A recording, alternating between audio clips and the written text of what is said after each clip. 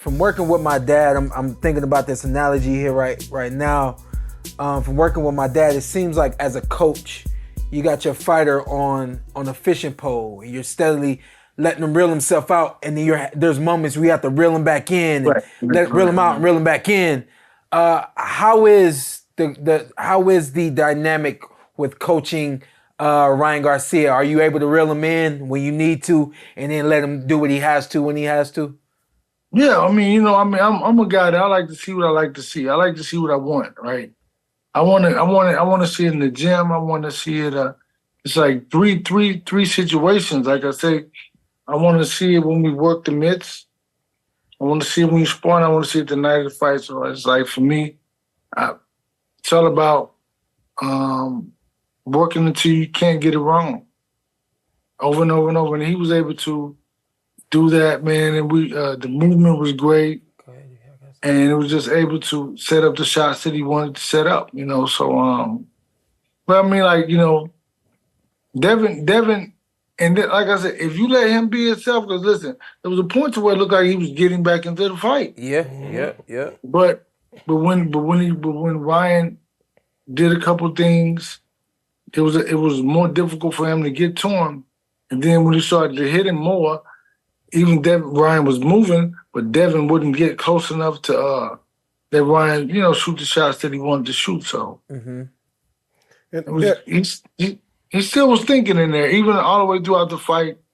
He still kind of had the thought of, okay, do I get this close or do I get that close? But his father did a great job with him. Yeah, agreed. And Derrick, this build-up was amazing. One of the best I've ever seen in the sport of boxing. I'm not gonna lie. We've had you on for 10 minutes. You showed me more emotion in this 10 minutes than that whole build-up. I said, Derrick James giving us nothing. He's not responding. My man was doing interviews. Yeah, it's going to be a great fight. I'll see you Saturday. I'm like, Derrick, like, I'm not getting caught up in none of this. I know I'm here because it's like, and the reason why, because when I have kids, my children.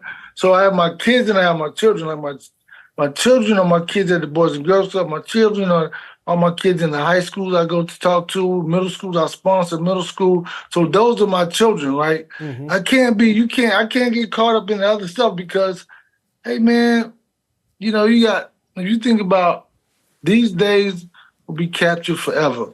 Yes. And I never want my kids or my children to be like, hey man, Papa was crazy. Yeah. Like, or whatever, because you represent a whole lot of people.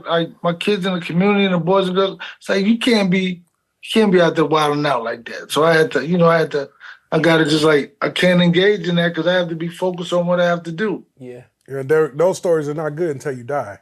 Now, when you die, we're gonna add some spice on it. Hey man, but I'm just telling you, it's like, I can't say nothing. It's like I'm just focused on my task because even though with the crazies going on, I still have to be able to perform. I still have to be able to think under fire and be able to do what I need to do in that situation because it could have had we let Devin be who he wanted to be, it could have been ugly. Yeah. Just like it could have been the fight everybody expected they would see. Mm-hmm.